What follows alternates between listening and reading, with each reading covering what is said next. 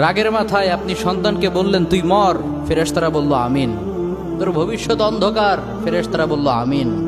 রেগে মেগে আপনি আপনার মেয়েকে বললেন জীবনেও তোর কপালে স্বামীর ভাত জুটবে না, ফেরেশতারা আবারও বলল আমিন।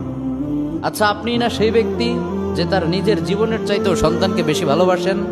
আপনি না সেই ব্যক্তি যে তার সন্তানের জন্য হাসতে হাসতে নিজের জীবনটাও দিয়ে দিতে পারেন?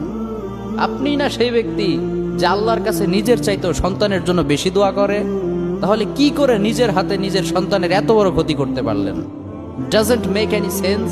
কমন সেন্স বলতে কিচ্ছু নাই আপনাদের। আপনারা কি জানেন না আপনাদের রাগের মাথায় বদদোয়া করাগুলো ফেরেশতারা আমিন বলে? দাওয়াতুল ওয়ালিদ আলা ওয়ালাদি, বাবা মা তার সন্তানের জন্য যেই দোয়া করে সেটা ভালো হোক কিংবা বদদোয়া হোক, আল্লাহ সেটাই কবুল করে নেয়। এজন্য খবরদার, নেভার কার্স ইউর চিলড্রেন। রাগের মাথায় কখনো সন্তানকে অভিশাপ করবেন না।